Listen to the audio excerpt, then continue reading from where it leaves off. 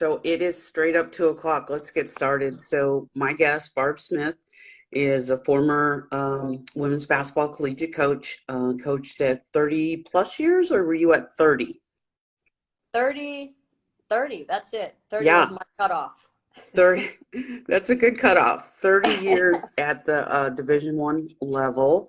Many of those years were, I believe, in the Power Five conferences. At least some of those years were in the Power Five conference at the University of Minnesota and a few other places. So Most. Um, Barb has a lot of experience, as do I, and our years combined provide us the opportunity to share some knowledge with my private Facebook page. So we're going to jump right into it. Hopefully, with you on, people can get on, but technology these days, it's a little Well, challenging for me and you. I know it. I know it. It's crazy. But Yeah, it's all good. It's all good. yeah.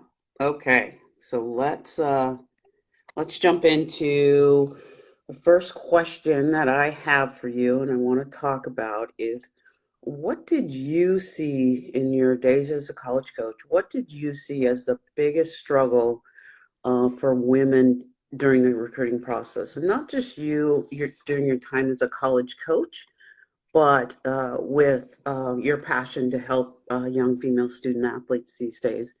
What do you see as one of the biggest struggles and challenges for young women during that process? You know, it's such a good question, and it's the reason I'm doing what I'm doing today. And that is, today's recruiting process is so difficult for the families and the student athletes. And I feel like most of them, most of the recruits that are in this today go in unprepared. And they go in unprepared because there's no direction early on. And I believe the recruiting process starts as soon as the child wants or thinks she wants to play college sports. That's when it starts. And so that could be seventh and eighth grade. That could be, you know, junior or senior. Whenever they know they want to play or think they might want to play, that's when it should kick in.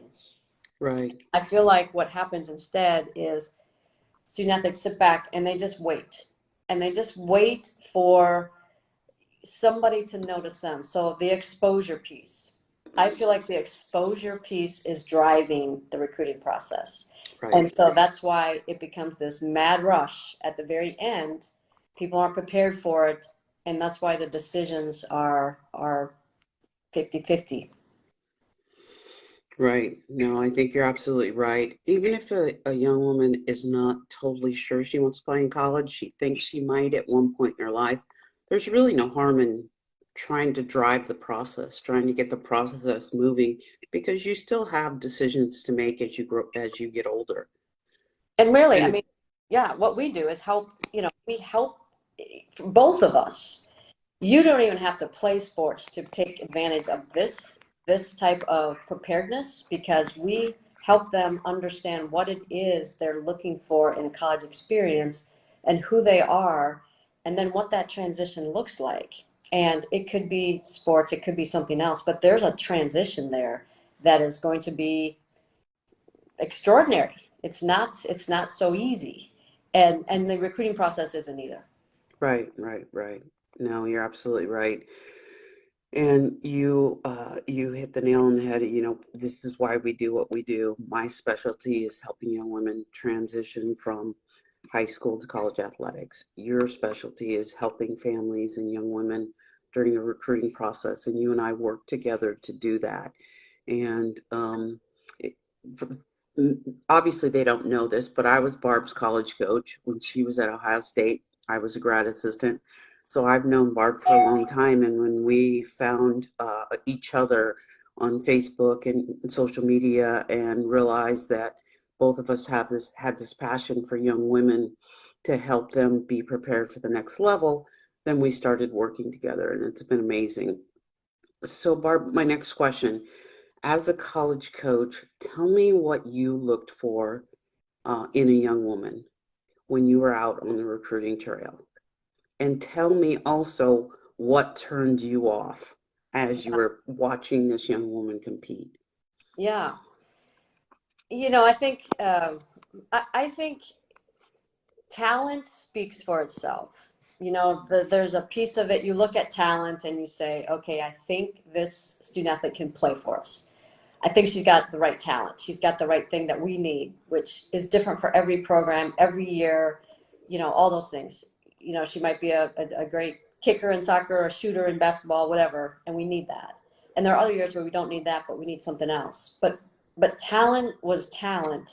And we would like to go, we went beyond talent. We wanted character. We wanted hardworking, um, hardworking, gritty student athletes who would put the same work into school that they would into their sport, and who would be committed to something bigger than themselves. So, one of the turnoffs for me as a coach, as a former coach, was when it was all about the student athlete. So if things weren't going well, it was somebody else's fault. It was the coach not playing them right. It was the teammates not passing the ball.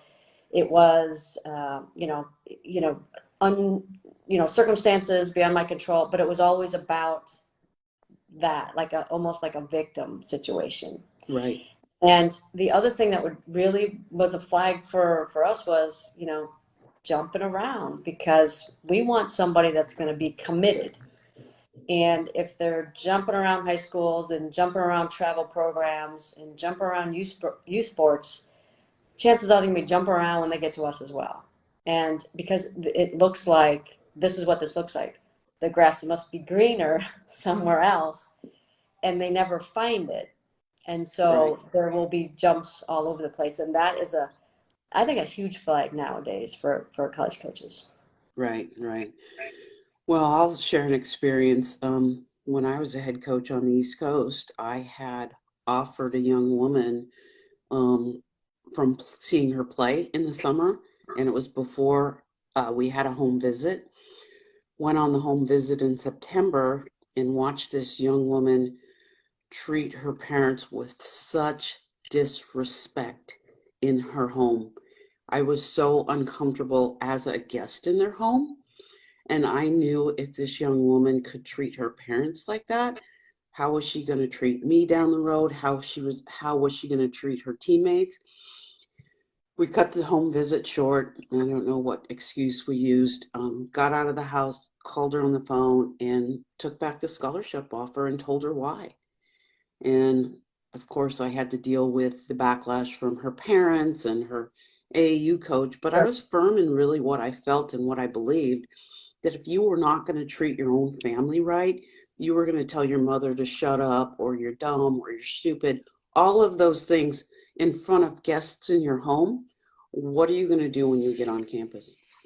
With your new And family, with that your with was your extended family, yeah. exactly, exactly. And I knew deep down in my heart I was doing the right thing, but I had to kind of ride the wave of backlash and, being threatened to be sued and all of these things. So, um, that was a big turnoff for me, is who you are as an individual will show up as you're playing throughout the summer, and how college coaches watch who's picking up your bag, or who's going to get you the Gatorade, or what are your parents doing to help make it easier, which I get when you're younger, but as you grow older and you tell your mom to run out to the car and go do something, but you don't tell it to her in a very respectful fashion.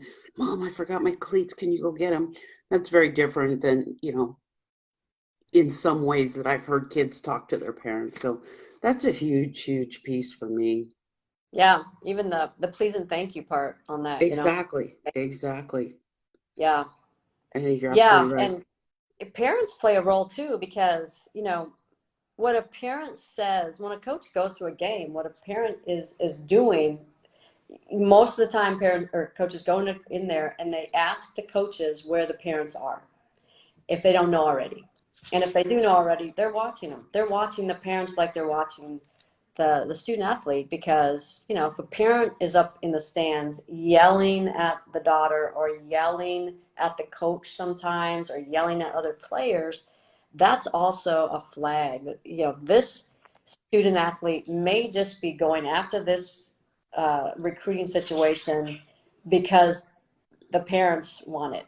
It doesn't feel like the player wants it, and coaches Sure. can really, feel that out and realize that this player's not going to last in college because it's not in her heart.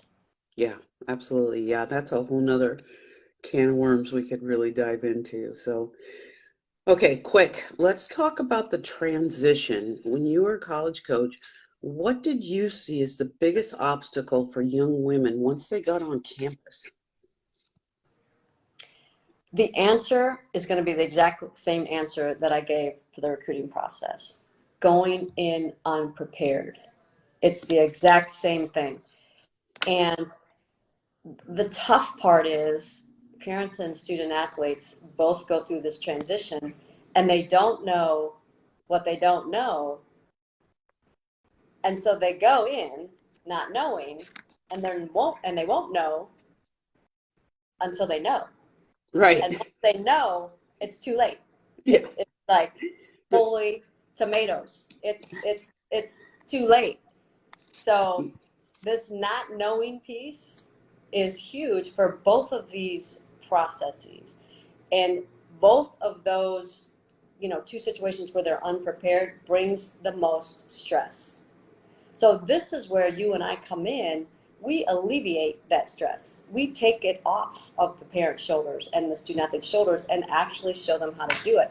That's why this is so valuable to me. This is why, and we go together. I mean, it's two different processes that really, if you think about it, it's your daughter's future. It's your future as a student athlete.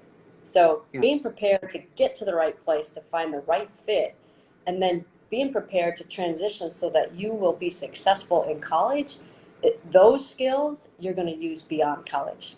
So really, Right. it affects the entire future. Well, I think you said something. One of the things I want to add to that is so many parents go through this recruiting process and they put a lot of time and energy into it, and they sort of think that the process is over once they decide where their kid is going, once they sign, letter of intent, or they figure out their scholarship money and they're going to Division 3 or whatever have you. But they seem to stop there. Why do you think parents might feel that the process is over at that point and that they come in without the proper preparation and readiness? Because that's generally forgotten about once a young woman decides to go to a particular university. Why do you think that is? I think because the recruiting process itself has become so overwhelming. And because they're unprepared in that process, it's chaotic, it's confusing, it's overwhelming. And they get to the end of it and they're like, ah, it's over. It's over. She's going. And so then they think it's over. It's the rest will take care of itself. When really, I mean, you and I both know this. We've talked about it. It's just beginning. I mean, you're right in the middle of it. You're. It's a whole new process now that begins once you find out. But I feel like because families sit back and wait during the recruiting process, they're waiting for things to happen to them. So when that process over, their tendency is to wait and see what happens again, instead of again having this totally different mindset of being prepared, attacking it, owning it, investing in it, investing in your daughter, investing in her future. It's a whole different process, both of them. Yeah. And I think this is where you hear the stories or a young woman dropping out or going into the transfer portal or not being prepared to navigate all the overwhelming feelings or having to answer to, you're answering to 10 to 12 different people now once you're on a college campus. It's not just your coaching staff, it's your weight room guy, it's your academic people, it's your tutor, it's your professors, it's maybe a nutritionist, and all of these other people that you now have to answer to. And I'm not saying all of those people exist at every level, but there still are a number of people that you have to answer to that you didn't have to in high school. And I think after being under your parents' roof for 18 years, many parents assume that their daughter's ready, right? Ready for the rigors of what college life is going to be and bring. And you could be away from home. There's going to be loneliness. You're going to have to find your niche. You're going to have to find a whole new set of friends. And sometimes that can be challenging for a young woman. It's all those habits built up. And I think a lot of parents think that the club program will take care of the preparation. And what happens when you get to college is, as you said, there's a physical shock to the body. It will be a physical shock to the body. Hmm. There's an academic shock to the brain. Right, Hours and the time that has the, a time management shock, a culture shock. There will be, it's like getting shocked, with all these changes all at once. And that's what makes that first, period of college so difficult.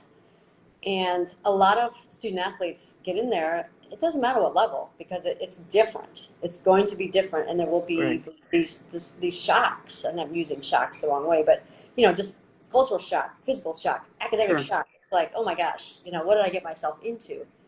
And I think to understand all that and to have tools to be able to navigate, it's going to help you. It's going to help you last. It's going to help you make it. And otherwise, you might muddle through and still stay there or transfer. But, you know, you and I both know this. There is a way to thrive in college. right. Well, you're And not going to college just to survive. You want your daughter to get to college to thrive. And we've seen it for 36 years for me, for 30 years for you, on the challenges a young woman faces year after year. I'm still looking at the same challenges as I did when I started my coaching career. And I'm learning things about my former players that happened in their journey on campus. I'm learning a lot of these things now as I have become friends with them, and they're sharing with me how some of the trauma that happened to them on a college campus, in terms of their safety, or in terms of, you know, uh, at that point, maybe at that point, because they weren't getting as big of a stipend, so to speak, where was their next meal coming from? They had to pay this and they had to pay that, and they didn't have a lot of money in their bank account. And so there's so many other things that young women are adjusting to. So, um, absolutely, what, I totally yeah, agree with that. yeah. So tell me why this mission is so important to you and to us. This is why I'm doing what I'm doing now, because I have seen the thrivers versus the survivors, like you just said.